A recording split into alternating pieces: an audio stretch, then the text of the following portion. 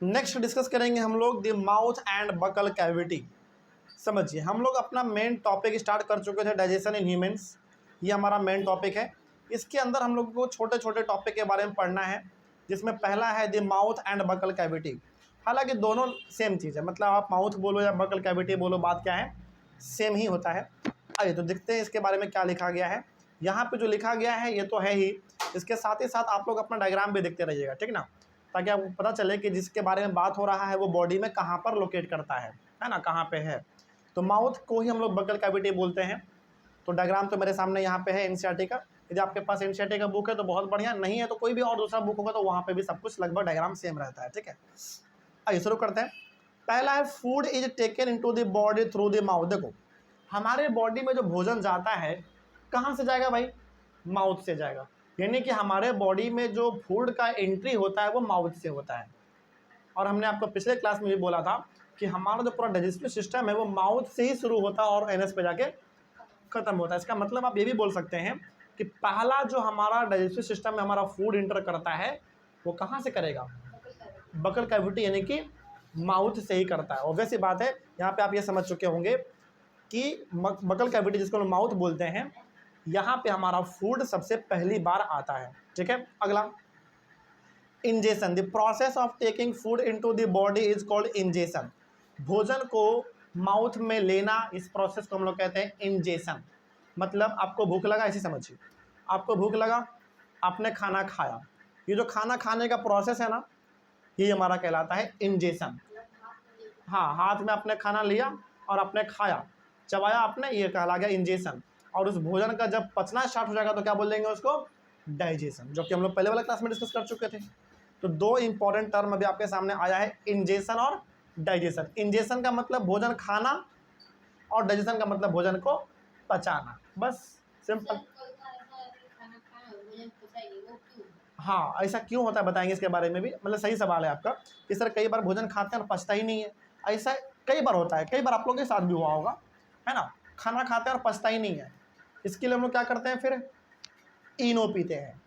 तो आगे पता चलेगा आपको कि आखिर भोजन पचता क्यों नहीं है और इनो क्यों पीना पड़ता है। आप जब स्टमक के बारे में पढ़ेंगे ना, हालांकि सब आएगा एक एक करके, अभी तो हम लोग माउथ के बारे में पढ़ रहे हैं, फिर उसके बाद फूड पाइप आएगा, उसके बाद स्टमक आएगा, तो वहाँ पे आपको बताएंगे कि हम लोगों का भोजन का एक बार पचता क्यों नहीं है और इनो क्यों पीना पड़ता है हम लोगों को, है ना। आपने टीवी में भी ऐड देखा होगा कि भोजन पचता नहीं है, डकार आता है, तो इनो पीने के लिए बोलता है टीवी में भी। तो ऐसा क्यों होता है, तो उसके बारे में भी डिस्कस करेंगे, ठीक है। आगे तो भोजन खाना, मतलब भोजन को खाना ये प्रोसेस कहलाएगा इंजेशन, और भोजन को पचाना ये प्रोसेस क्या कहलाएगा, डाइजेशन। सिंपल है।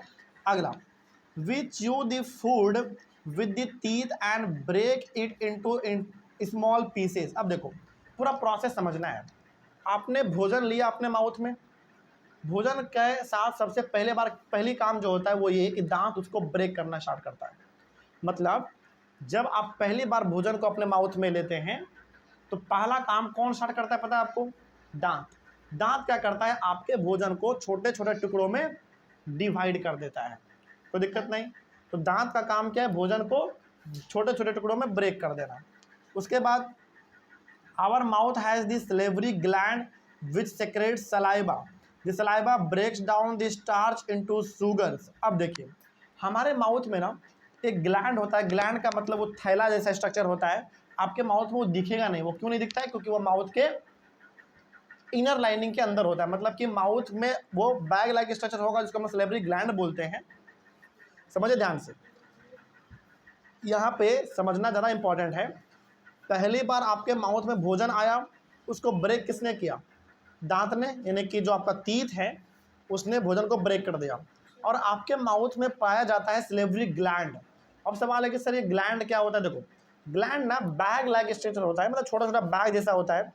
क्या ये आपके माउथ में बैग लाइक स्ट्रक्चर जिसको हम सलेवरी ग्लैंड बोलते हैं, क्या आपको दिखता है, नहीं दिखता। क्यों नहीं दिखता, क्योंकि ये माउथ में अंदर फिट है। लेकिन वो सलेवरी ग्लैंड क्या प्रोड्यूस करता है पता है, सलाइवा। और ये सलाइवा क्या होता है पता है, लिक्विड। जैसे कई बार आप देखते होंगे कोई भी बढ़िया चीज़ आपको पसंद होता है, उसको देखते ही मुंह में पानी आ जाता है। तो क्यों आता है, सलेवरी ग्लैंड की वजह से आता है। सलेवरी ग्लैंड क्या प्रोड्यूस करेगा, सलाइवा। और सलाइवा है क्या, बेसिकली वाटर है। क्या है, वाटर है बस। कई बार आपने गौर किया होगा, आपने एक काम करना, आज घर जाइएगा और सूखा रोटी लेना है बस। कैसा रोटी? सूखा रोटी, उसके साथ सब्जी दाल वगैरह कुछ नहीं, कुछ भी नहीं, केवल सूखा रोटी लेना है अपने माउथ में और उसको चबाना है। कुछ देर के बाद आप देखेंगे कि वो रोटी अपने आप गीला हो जाता है। आपने कभी गौर किया है इसको?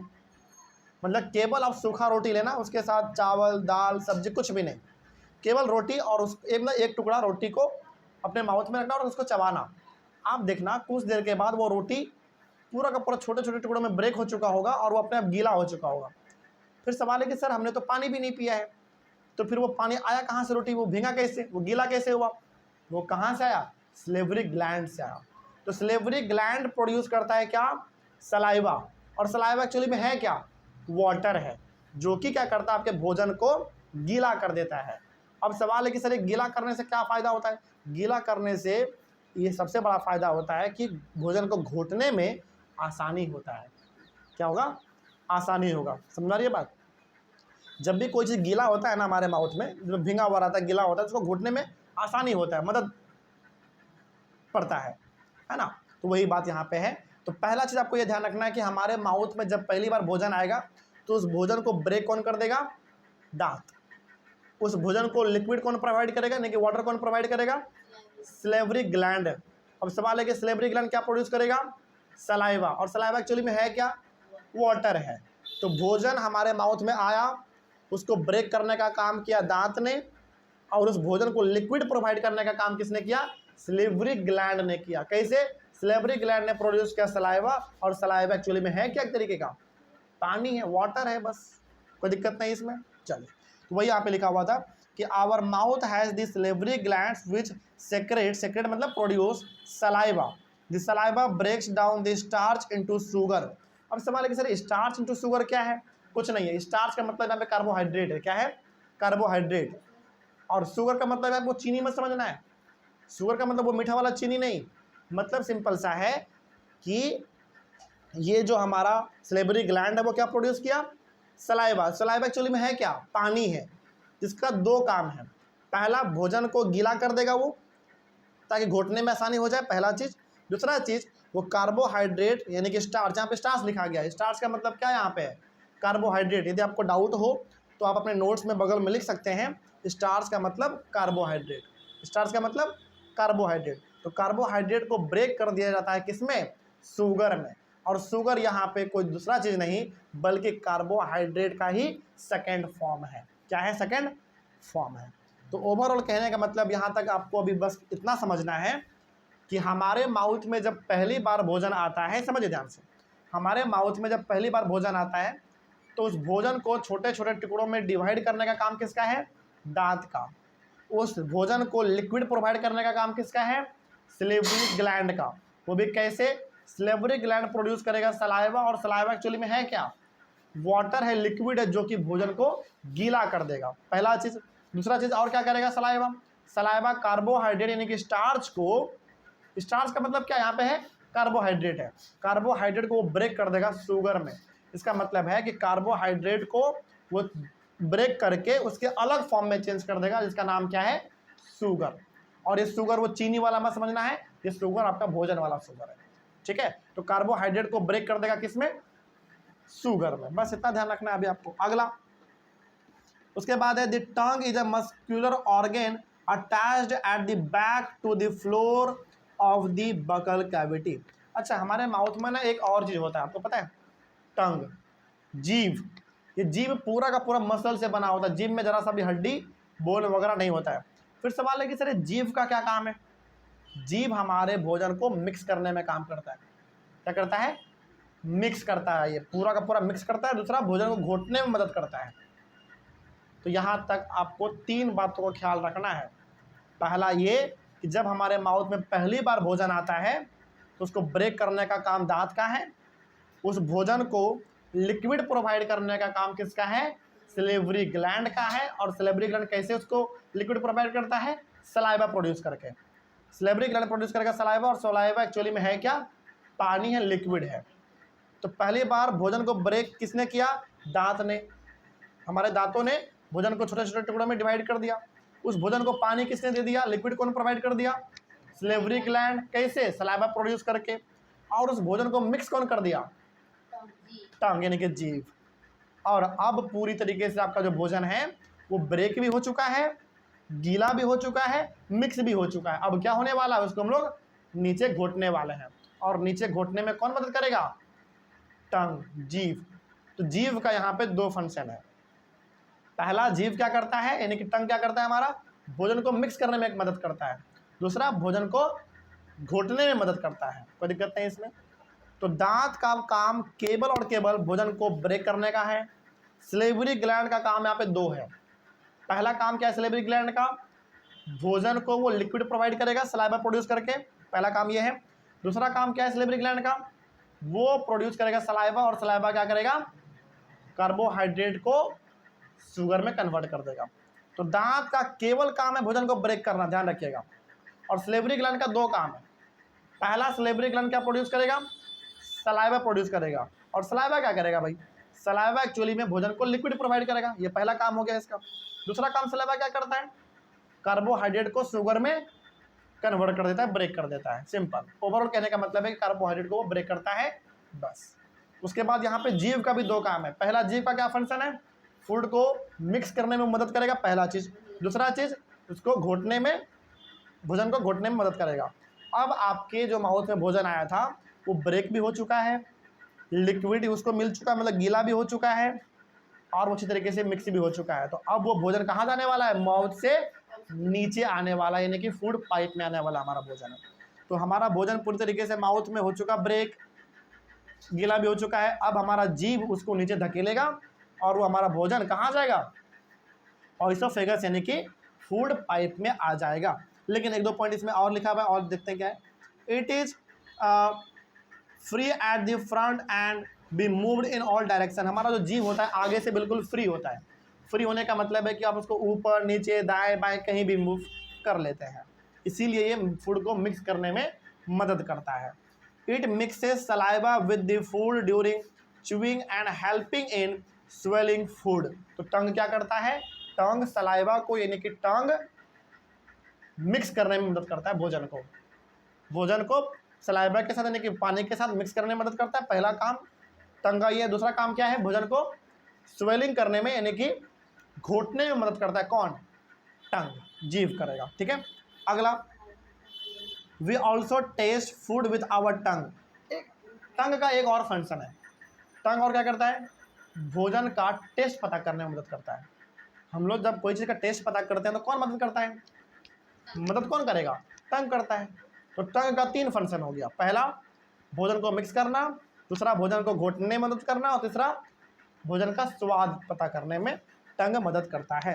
अगला, it has taste buds that detect different taste of food. एक माउथ में अलग अलग पार्ट होता है, सॉरी माउथ नहीं बोलेंगे, माय मिस्टेक।